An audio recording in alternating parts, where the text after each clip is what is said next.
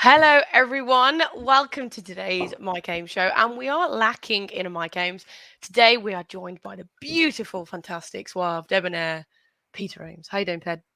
I feel pretty good after that introduction. I don't think we're Yeah. lacking anything. I think we're even better. I'm feeling generous today. What can I say? I'm feeling friendly. What we can say. So, what are Good. we going to talk today about, Ped? So, today we are going to talk about testimonials. How to get the ones you want. I know that because it's scrolling along the bottom of the screen for me. Yes, it is. I did that for you so you could pay Thank you. attention. Yeah, it's fantastic. So, I think, most people sort of know what testimonials are, and they'll probably know this as well. But can we sort of go into a little bit about why testimonials are so important? Yeah, it's really hard to do anything well if you don't know why you're doing it. So this is Mm, something I wanted to talk about at the very beginning. I think, like most things in life, I'm going to fall back on Monty Python to explain this. makes sense. Hopefully, everybody here has seen the classic Monty Python and the Life of Brian. And there's the scene towards the end where Brian is on the cross, surrounded by all the other people who are being executed by the Romans. And someone rides along and says, "I've got a release notice for Brian." And somebody shouts, "I'm Brian." And then everybody pipes, "I'm Brian." And there's the classic line, "I'm Brian and so's my wife." Right? And the reason I love it, if you're an older generation, maybe Spartacus will be a better example, but this is what formed me as a child. And that story really encompasses what it's like to be a potential client for somebody. You're surrounded, you're constantly approached by people who are all claiming to be Brian. We are all, take in case recruitment, we are all experts in the industry. We all have 30 years experience. We all are relationship driven and candidate focused and blah, blah, blah. All things that undoubtedly are true for a lot of people, but they are noise because they come from lots of different people. And the trick now is to make people see that you really are Brian, that of all these people, you are the true Brian. Testimonials provide credibility to back up the things you claim as a differentiator. Yeah. And it's extra difficult in recruitment because many of the things we claim as differentiators are backloaded. To know that they're true, you have to experience them. To know that you're honest, I have to experience you being honest. You can compare that to a front-loaded USP. The example I always bring to mind is Ford a few years ago were the only car that had those self-heating windscreens that melted the ice. And that was very easy to prove. I go and look to see if anybody else has it. They don't. It's a front-loaded USP. Yep. Backloaded USPs need proof to be taken seriously.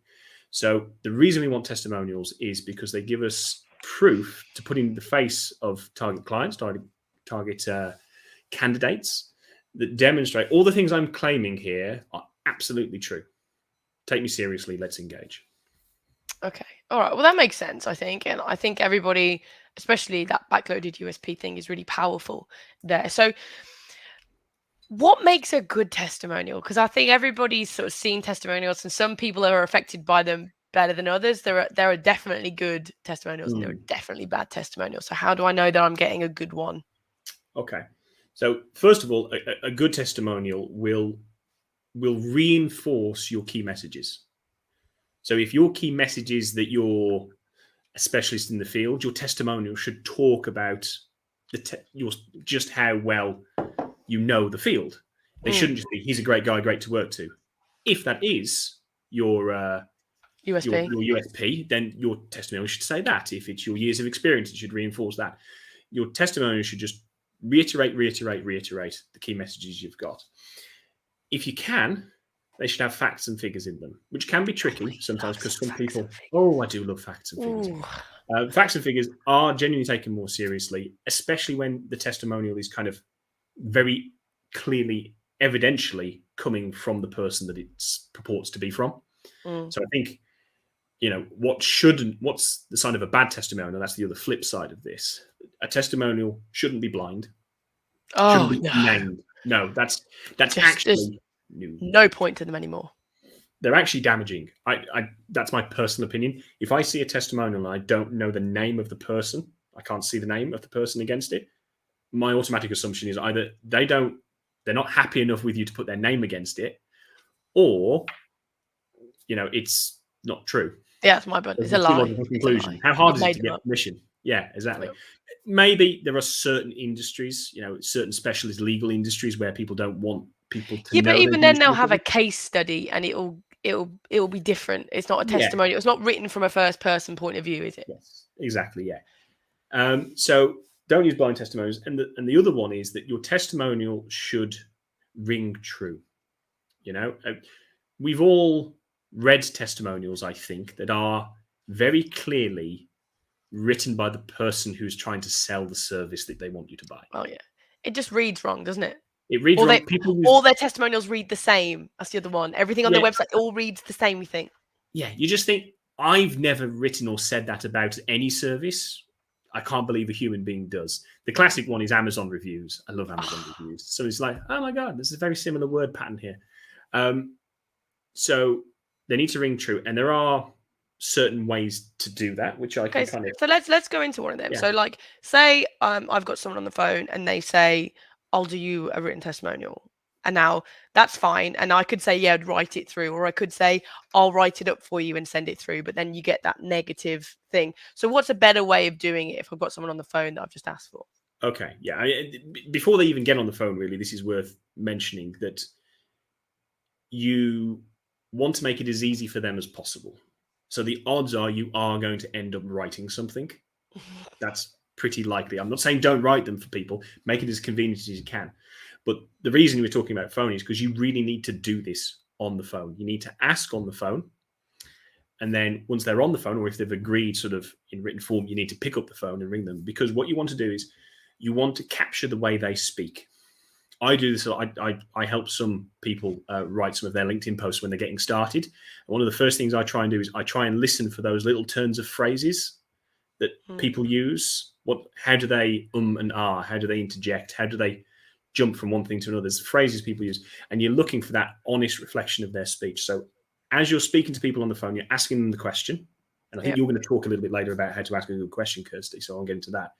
But you're asking the question, and then you are trying as close as possible to touch type their response word for word. And then once you've got that, you thank them and you say, right, I'll jig this around into a nice form, and then I'll send it to you. Is that okay? Okay. And then you've got to try and retain as much of that honest verbiage, the way they speak, as is possible. So it's a balancing act, that piece. There is a little bit of art here, which is you don't want it too long because people won't read them, but you don't want it really short and concise like Hemingway would write, because that's not how people speak. So keep it honest, keep it reflective of what they actually said, but maybe just focusing on one key message rather than three spread throughout what they said. So that would be my number one piece of advice for getting an honest and reflective testimonial. So it would be this bad boy. Type out their answer and send it back to them. Okay, so I'm going to talk in a little bit about video testimonials, because that's my area of expertise. But before we get onto that, testimonials in general, whether they're written, whether they're video, once you've got them, people put them on their LinkedIn, I suppose, but what are you supposed to do with your testimonials? How can you make the most of them after you've taken all the effort to get them?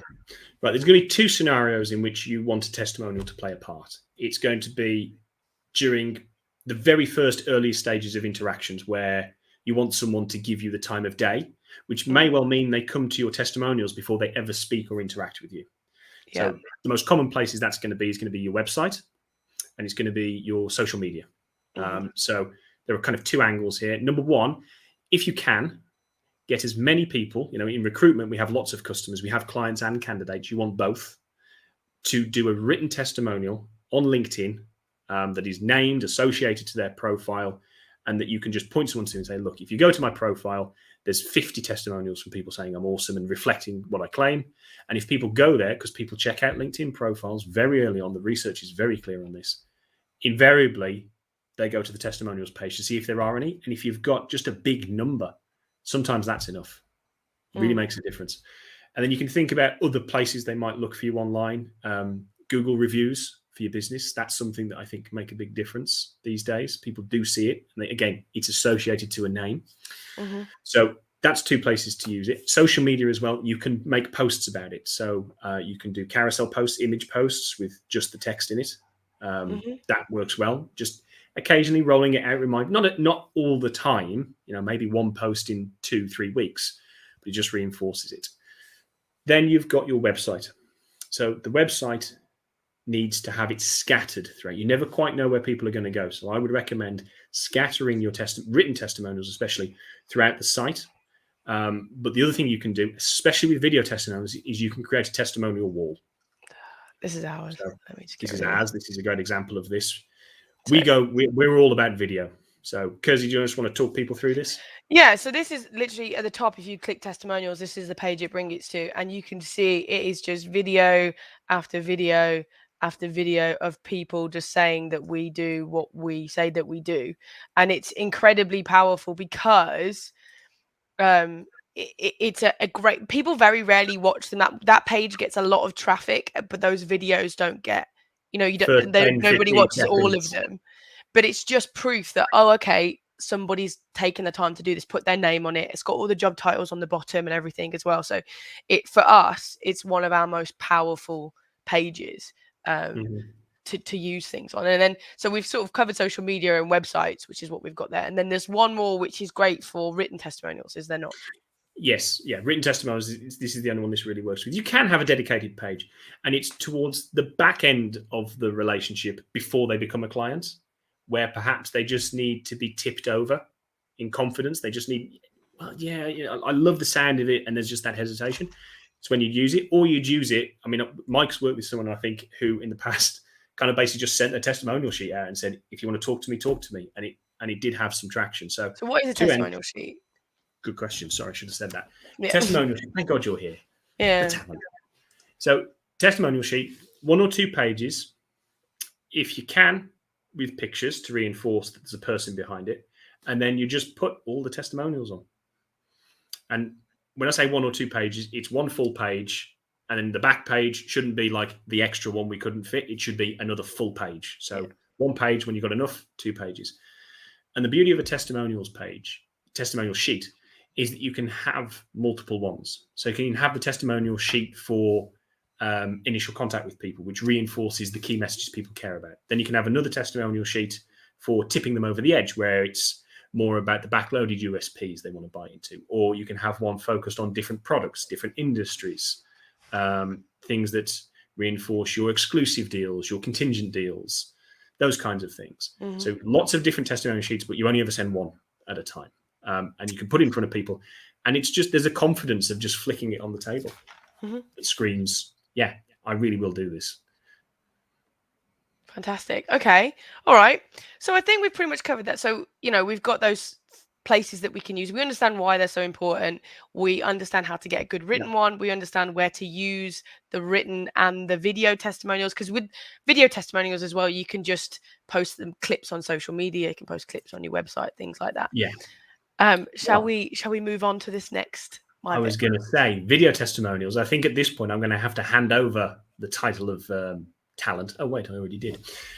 Because you are the one that captured the video testimonials, aren't you? I am. I capture sort of pretty much 85 to 90% of our testimonials. And we do use video. And that is, there are a lot of studies out there that show that video testimonials are up to 90% more effective. I've seen various ones ranging from about 80 to 90. And they are more effective. Now, this does include sort of product reviews and things like that online. But essentially, the reason this is if you've got me on video, first of all, you've got my face, you've got my name and job title, you've got me. And in order to do that for somebody, I must have a good relationship with you to do that. Secondly, you've very much got me. You've got my tone of voice. You've got me answering in my own words, definitely my own words, because you can always tell if they're scripted. And they never should be. But you can tell, like, even if someone's awkward and a little bit, you can still tell it's me. So they are incredibly powerful because they're more believable, essentially, is what you're getting here. They're more believable. Yeah, and that's what testimonials need to be. People need to believe them. If they don't, it won't do anything else. Well, I'm going to ask you in a second, Kirsty, what makes a good video testimonial. But before I do, I am just going to ask the audience, those who are joining us live, and please feel free to do this if you're watching the recording afterwards. I think it'd be interesting for everyone to see. Do you take video testimonials more seriously? Do you believe them more than a written testimonial? Just curious about what people have to say on that. And while people pop the answer in, Kirsty, what Yes. makes a good video testimonial? Okay, there's a couple of things. First of all, is this one. It's the same as with the written ones, really. Short and sweet is better, and especially if you can get short and snappy answers.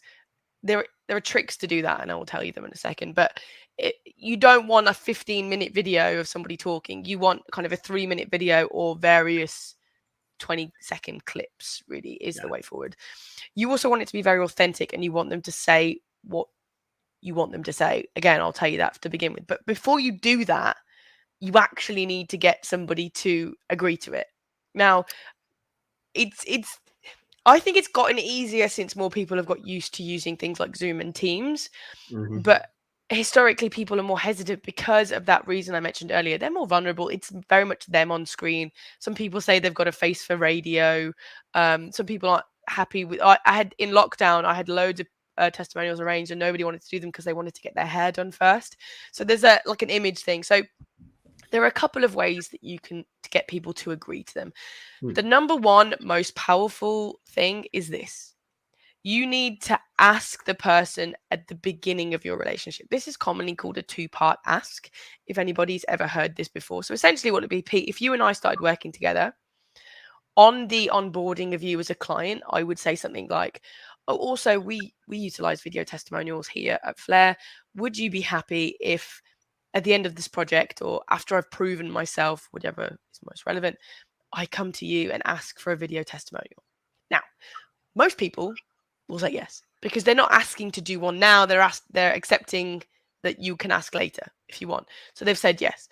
So then what you can do is the second part of the ask, which is, when we first started working together, I mentioned that we use video testimonials. Can we book that in if you're okay to still do it?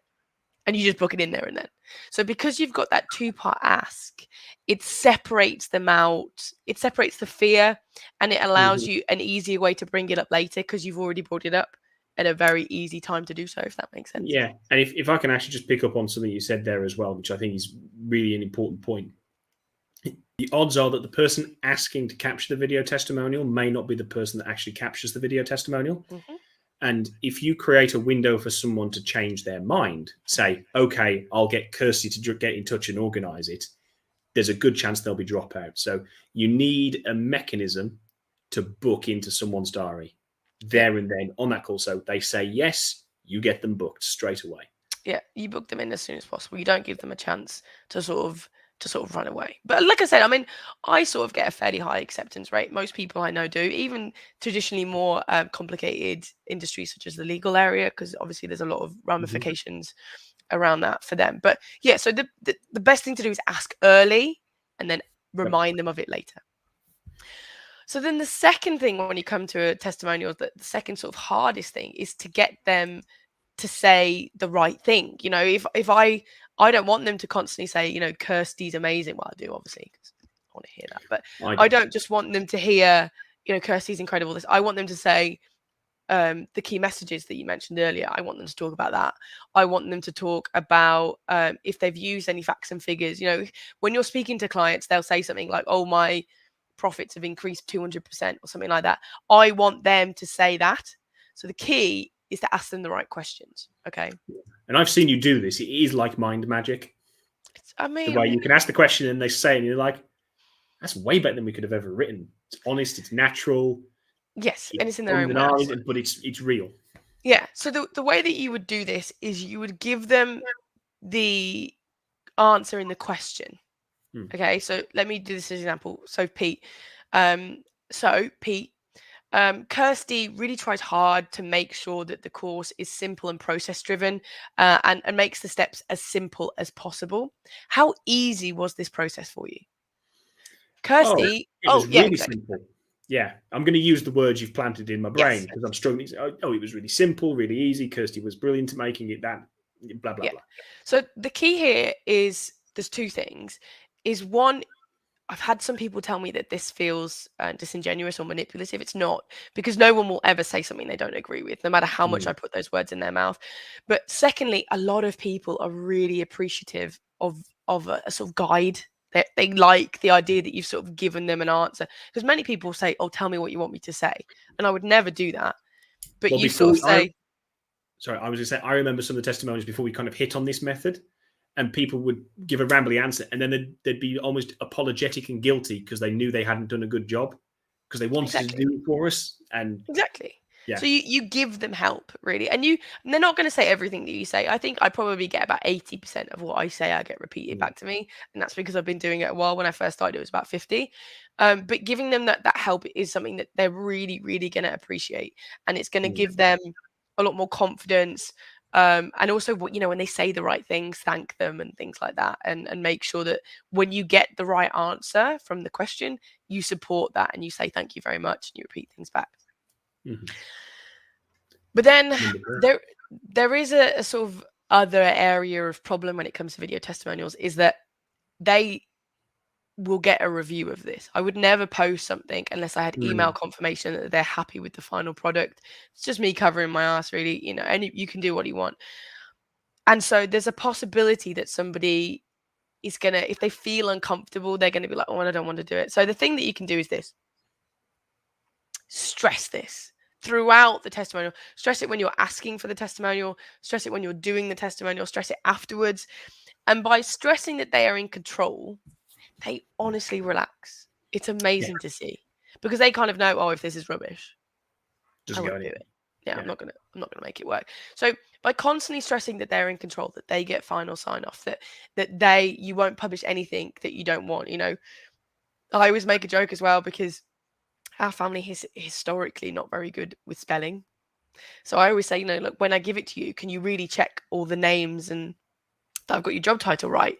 And people very often will just focus on that and then tell me it's fine, and they won't necessarily pay attention to the rest of the words. I've never had somebody tell me that they won't let me use their video testimonial. What I have had is somebody asking either to take a specific part of an answer out or a particular question out, which is fine because their bosses have reviewed it and said they're not comfortable with it. Again, this happens. It's fine. It doesn't matter.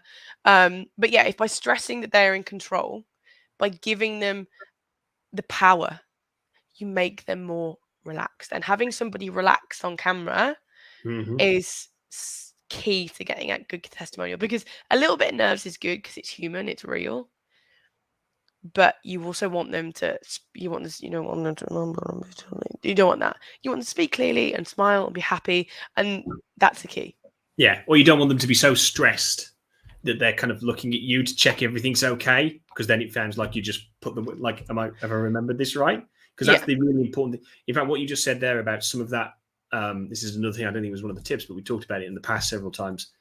Imperfect videos. Oh, yeah. So with a little bit of umming and ahhing, and the angle's not 100% perfectly cut, and there's no tingly-tangly over music. Puts me right off straight away. They come across as way more genuine and way more believable, which is, of course, what we're looking for in a video testimonial. 100%. Imperfection is authentic. And authenticity when it comes to video in general is essential, especially when it's business video. But authenticity when it comes to testimonials is key, because if they're not authentic, people will believe, and they'll go. That's the thing with testimonials, like you said, with the written ones.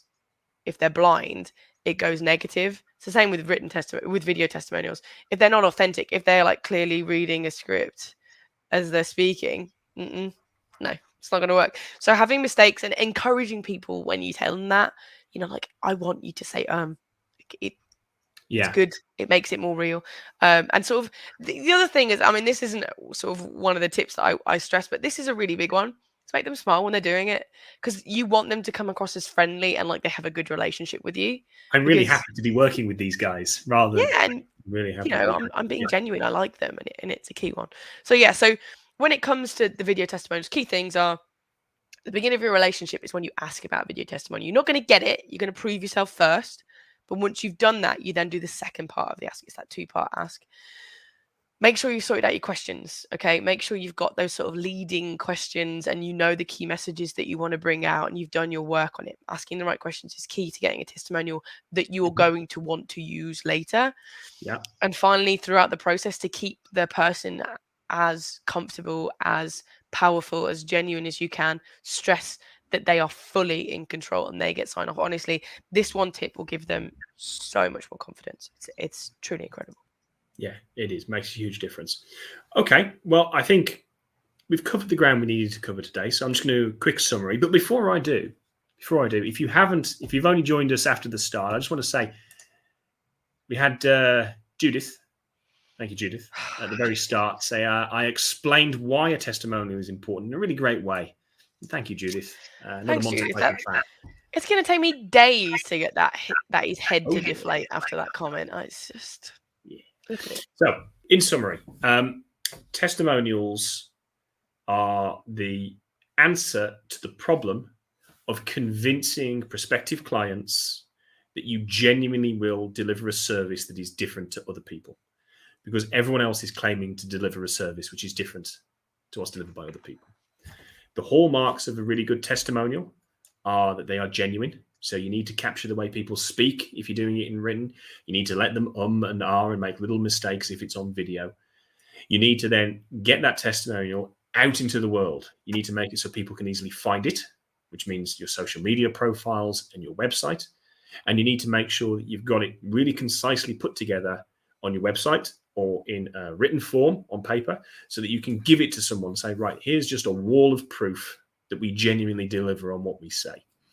If you do those things, you're going to find that your USPs are taken more seriously and you are viewed as different to the market.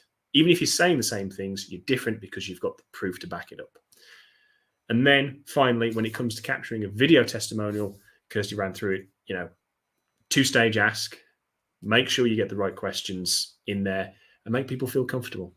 Comfortable people will come across as more authentic, more genuine, and more believable. And video is nearly twice as believable as written. So it's really worth a big push on. And then finally, let's round off. We always like to round off with one tip. And I think we should focus on the video because I think it's going to be the nearest to people. Kirsty, what is the one tip you want people to take away from today? I mean, actually, it's valid for both. It's valid for written, and it's this. You need to understand your key messages. Okay, it is essential that you ask the questions around the key messages that you want. So you need to understand them, because if you're asking the wrong questions, you won't be able to use these testimonials to sell with, which is pretty much what they're for. Fabulous. Thank you, Kirsty. And I shall now take your usual role and say we are signing off. Mike is back next week. Do we know what he's covering next week, Kirsty? I can't think off the top of my head. I forgot to look. Don't tell him. It's okay. I'm pretty sure he'll be posting about it shortly. And until then, it's goodbye from me. And goodbye from him.